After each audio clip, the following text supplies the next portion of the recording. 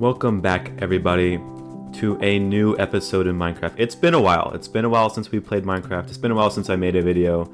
That's mostly because I was doing homework. But it feels good to be back. It feels good to be playing this block game. And it's been so long since we've been in our own nice, comfortable base. So let's go in and... What is this? Who are you? Who are these guys?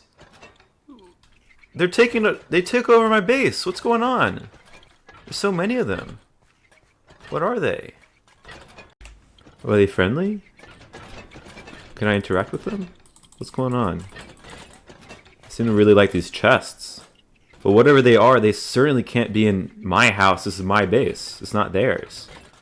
You have to evict them. Okay, but in all seriousness, it's been so long since I played Minecraft. And I don't like to pretend. I'm not a performative Minecraft player at all.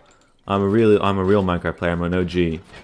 But there's been so many new things added to the game, like these copper golems, that I really have no idea what they are or how to use them.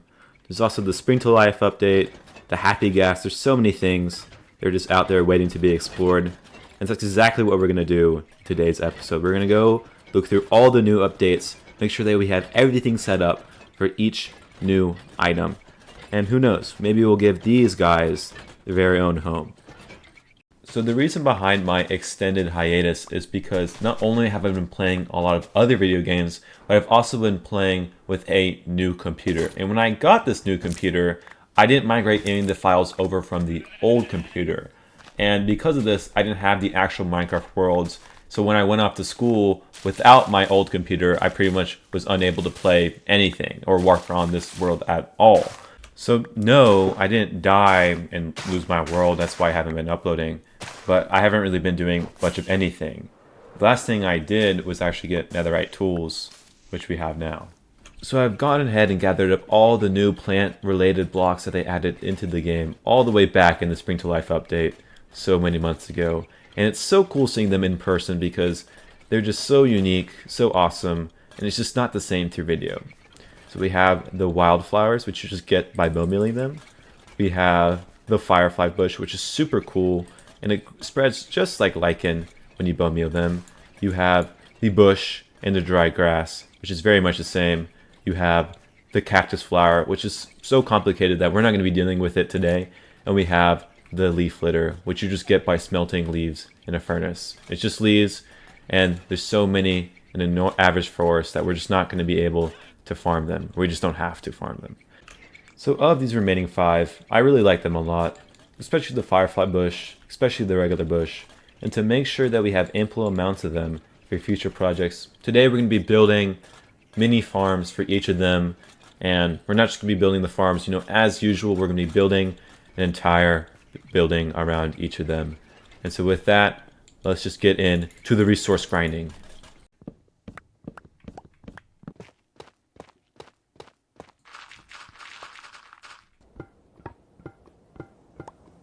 So we're over here in the utility area where I set up a few small farms a long time ago. As you can see, it's really near our base. And this is where I go to chop down my trees and like grow pumpkins and do stuff like that. But I think that this will be the best place to build a small new town where each building is going to house a new farm for one of the new plant blocks. And so before we can get into any of that, what we need to do is clean this place up, remove all this random stuff, get these cows out of here. And so let's just jump straight into it.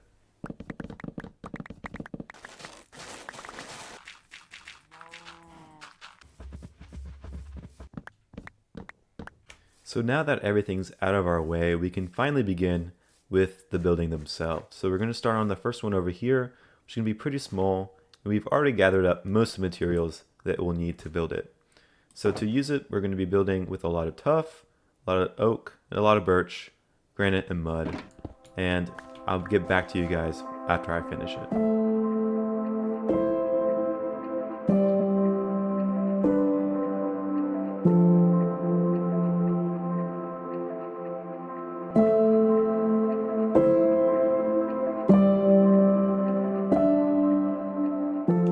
So the build is done and I'm really happy with how it turned out exactly. It's pretty small, but I think there's a lot going on for us to talk about. First of all, there seems to be a very messy side, and I will admit, it does look like a bit of block vomit from up close, but the use of all these blocks, what it does is that it makes it a gradient from very dark at the top, going from lighter. So from where we have these beams, we start with mangrove, and then when we need to get lighter, further below, we go to oak. And then for the just regular plank areas, we have the oak planks at the darkest, and then we end off with the birch at our lightest. And I think that maybe it looks kind of weird from up close, but far away it starts to look really good because it really smooths it out, and I'm really happy with how it looks. So now going inside, the interior is just a very simple rustic cabin like one you would find in the woods a couple centuries ago, but the real star of the show is the farm itself. So all you have to do is fill bone meal in to this chest, and then you walk inside and it powers, and you just farm to your heart's desire. You collect most of it in your inventory, but if you falls in the hoppers, you can just collect it through this barrel hidden in the ground. And so right now all we have is just an infinite firefly bush farm. So heading outside, we can walk over here to where the next building is going to be placed, and I'll get back to you shortly after it's done. Okay, so we're back, and the building is now completely complete.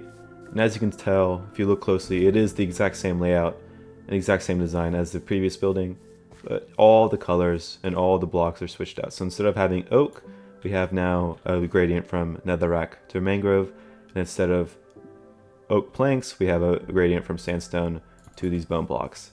I think it's really nice, and the real magic is on the inside, of course, where we have a bush farm, where unlike the fireflies, we need to use shears in order to collect the bushes, but we can collect as much as we want now, and so we'll have tons for future projects.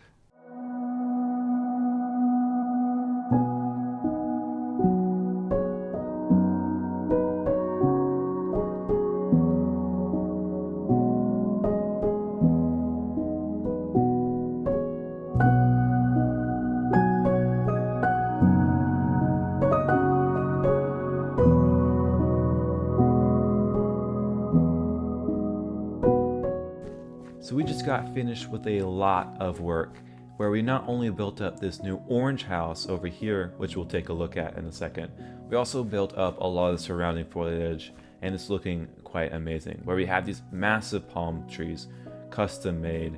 We have our new blocks like the firefly bush, we're using the regular bush, we're using a lot of things, and it's looking quite amazing. Like looking into this orchard where we have this plantation where the farmers come and go and collect their crops. We have these, I don't know what they would be, but these are resin trees, and we have our flowering azalea trees, and the farmers even gathered up a whole basket of resin already. But what I want to specifically do is take a look at this area during the night because it looks quite magical. See what I mean? This area is so cool during the night, mostly because of all the glow emanating and from inside of the houses, but also because of the firefly bush with its passive particles really lighting up the sky. It even makes a really cool sound. Listen to this.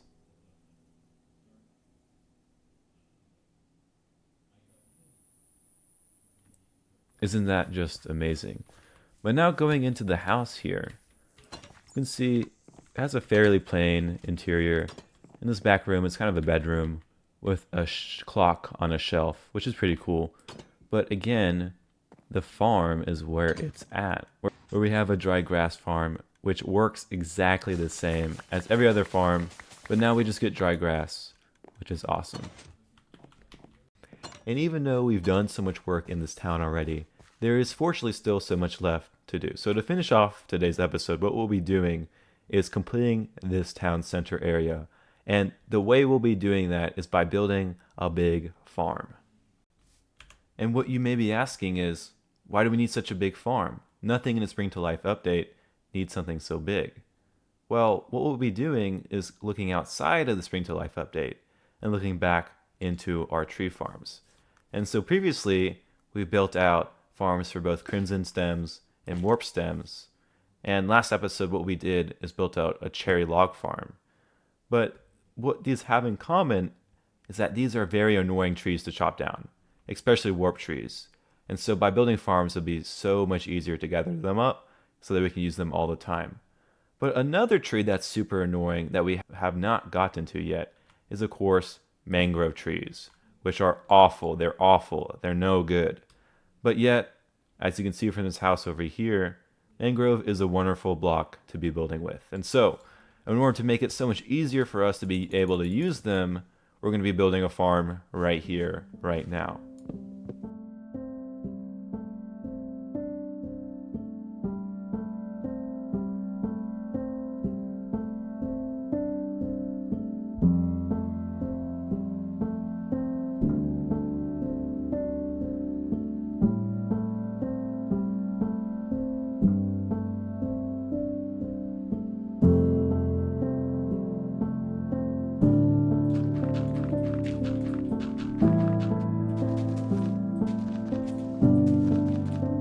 Alright, so the farm is pretty much all finished now, and it really ballooned at a scale. It took a lot longer than I thought it was going to at first, but it is now done, and there's so much to check out. And of course, as usual, it's underground, so we jump down this hole, get caught by the powdered snow, and now we're in the farm. So as you probably already noticed, there's a Bonemeal Farm down here, and of course makes a bunch of bone meal for the farm, and to activate it, all we have to do is pull this lever, and we can see it start to go. And you may have noticed that this is the same Bonemeal Farm as we did last episode, the same one by Il Mango, and the way it works is that all it does is that there's a bunch of stone here, and of course when you bone meal a moss block near a bunch of stone, of course the moss spreads. So this is exactly what's going on here. In fact, it happens 4 other times, 2 on this side, then 2 on this other side. And of course, this stone, we have infinite generators over here, and it pushes in, breaking the moss, creating a bunch of bone meal. More bone meal than we used to actually grow the moss in the first place, and then the extra bone meal is then piped out through that pipe right there into the rest of the farm. So to activate the actual mangrove farm, we have to pull this lever, then go up into this compartment up here. Of course, we get to dispense our own propagules, but we'll probably want to fill our inventory so it doesn't get filled up with the actual mangrove stuff. So to use the farm, we have to look up here and place the propagules into the little divot of the stair all the way up, about 3 blocks ahead of us. And when this trapdoor gets pushed away, we can actually plant the block. So it's kind of hard to see what's going on right now, but when going into free cam, we can see it a little better. So the mango tree grows, and then these piston dupers fall, just like any other tree farm. And what's cool about a mangrove farm is that we don't have to use pistons to move any of the blocks or any of the wood into the blast chamber. We can just grow the tree directly below the TNT and above the collection water. And we can do this because mango trees can actually grow inside of water. However, when they do that, we can see that these roots create a water source block. So we have these pistons push up the roots and destroying the water source so that our collection water can now funnel everything down all the time into these little central collection spots, which of course collects eventually into these chests where we can get the roots and the logs. And even though we've used it for a very short amount of time, we have quite a bit of logs already and even more roots. So that's it for the actual farm itself, though we can't just leave the entrance being like this, just 2 holes in the ground. That's not good enough. So what we're going to do is finish up this entire town by adding a very nice entrance, as well as finishing up some other surrounding structures, terraforming it all, and I'll be getting back to you after it's all finished.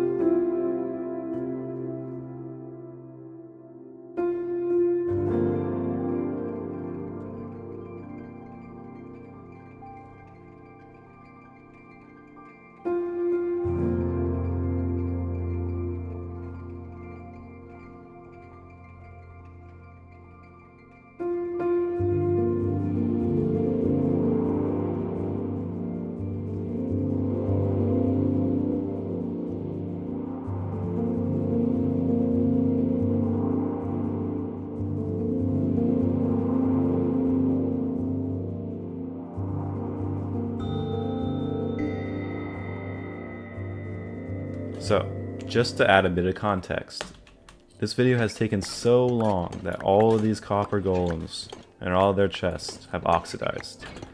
Except for these two, because they were waxed for some reason. But it is so nice for them not to be in the way anymore. We were back to this open floor plan design we had going on. But let's go and check out all the new changes we made to the village. So as you can see, we did a lot of progress. Not only with all these new buildings, which we'll take a look at in a few seconds, but we also did a lot when it comes to terraforming and putting up this new trees and new foliage and grass everywhere. So let's take a look at chronologically at the first house we did in that montage, where we have sort of a bookstore thing going on, where we just have a lot of books. We have a counter. We also have our nether portal, so we can have easy access to this area. We even have a little crook where you can read your book peacefully, and maybe even refill the bone meal in your chest. And over here, we have the farm itself, which is just a wildflower farm. There's something special about it. It is completely out of bone meal. With that being said, you can just imagine how many flowers we can get from that. So that's just this building. Now let's take a look at this church, which is going to be the entire centerpiece of the entire village. And I think it turned out really well. We have a bunch of mud, a bunch of tuff, basalt, even a little bit of deep slate. And this gives it a very old look, like it's an old limestone building that you may find. And we even have 3 armor stands up there, which are dyed and they look like just another piece of the building, which is really cool. But going inside, I like the interior even more. Like the colors came together really well. This kind of semi-oxidized copper goes really well with tuff and basalt. And we have a couple pews. We have the centerpiece. We even have a confessional booth. And as you can see, the entrance to the Mangrove Farm are just holes in the ground. So there's nothing really special going on here. I just think it turned out really great. So let's go take a look at all the work we did on the other side of the village. So over here you can see we did a lot of work when it comes to just like the surrounding farm fields. We built up this fern field. We have this firefly bush field, which is very obnoxious during the night. We even have a second fern field. But you may be wondering about these two things. Well, these are grain towers, at least they're supposed to be. And in this one, we have a hanging moss farm. And so you just step on there, it grows, and it's so simple. You just get as much as you want. And in this one, we don't have a farm. We just have a bone meal overflow coming from the Mangrove Farm. So we can take a look in free cam to get a better look, where we have this long pipe coming all the way from the Bonemeal Farm over here. And right now, it is broken, but when it works, bone meal comes up from the pipe, fills up the Bonemeal Farm, fills up the Mangrove Farm itself, and then comes all the way up and all the way over to here for this grain silo. So, and of course, we'll take the bone meal from the silo to put it in the individual farms for all the new plants in the game. So this was a nice change of pace building this village. It's definitely the most I've ever done in terms of land area. Usually we build a pretty big, but it's still a single building, whether it's standalone or it's in our city. And the last time we built like a village where there's multiple parts coming together has been all the way back when we built our starter base. And so it was really nice to build up this entire area again, kind of setting the mood for this entire jungle. Looking at this map, this cheaty map I'm using a mod for, you can kind of see what I'm talking about, where over here is the village, where we have like the landscape, the entire area is kind of built out. And we have our old base, and we have the new city, which is being built up right now. And so you can kind of see how this area is a lot more lived out. It's a lot more built out in terms of terraforming, in terms of having its own style and character, which I think is really, really cool. But that really leaves us with one last thing to do in this episode, which is, of course, the comment of the day. So let's go ahead and open it up. So, of course, this is from me, yours truly, but introspection is very important. So let's go ahead and read it. What is your favorite edition in 1.21.11, otherwise known as the Mounts of Mayhem? Now, at the time of this recording, this is a very new update. It's only been out for a couple of days, and so far we have not updated to the new version. We're still in 1.20, 1.10, and there's a lot of reasons not to update, mostly because a lot of the mods that we use have not been updated, so we just couldn't use them in order to finish up this episode. But I'm really excited to eventually update because there are a lot of cool additions in the Mounts of Mayhem update. Of course, there's the spear, which is cool and it's fun, but ultimately there's not much of a use for it in single player, which is what we do, of course. But outside of multiplayer, I doubt there's ever going to be an extended need for me to always have it on hand like a replacement for my sword. Though lunge seems like a very fun enchantment to use, and even a little useful when it comes to building and trying to get from place to place and not having to build blocks. But for long-term and long-distance travel, a Riptide 3 Trident still reigns supreme. But of course, for this new update, the coolest additions are the entities. Now we have the Camel Husk and the Nautilus, the Parched, and even zombie horses are actually part of the game now. Before, you've had to use data packs to actually add zombie horses into the game, which is what I did. And what makes these mobs so cool is not just that they're new and they have new abilities, but that they're variants on what we already have in the game. Of course, Camel Husks are variants of camels and Parched are variants of skeletons, but the Nautilus tells you where Nautilus shells come from, and they even come with variants, so we don't even have to wait years for a new update in order to do that. And the reason why this matters is because it makes the game feel more fleshed out. So instead of having hundreds of different types of mobs that spawn in every single biome who look the same and do the same thing, now we can have different variants of mobs who actually look like they belong in their environment. And when you do this, it actually gives a reason for players to go out into different biomes, and so just living in the same plains, getting the same pigs and the same skeletons. And I think Mojang has been working towards this recently, whether it be the new Spring to Life updates, the mob variants in which it added, or just adding new mobs that spawn in very specific biomes, like the armadillo. It actually gives a reason for players to go out and play the game. However, maybe I am the only person who actually likes mob variants, and maybe nobody else cares, but I'm super glad that Mojang has been adding so many in their newest updates, and I'm so excited for even more in the future. So let's go ahead and put up our comment into the bookshelves with the other 7 or the other 8 from the other 8 episodes. And of course, thank you so much if you've made it all the way to the end. And if you've enjoyed the episode, I'm really glad about it because I put in a lot of work and a lot of effort into it. And so if you want to see more, I will be making more. And if you want to see more right now, I have made more episodes in the past in this very own world. And so with that being said, thank you so much for watching, and I'll see you in the next episode.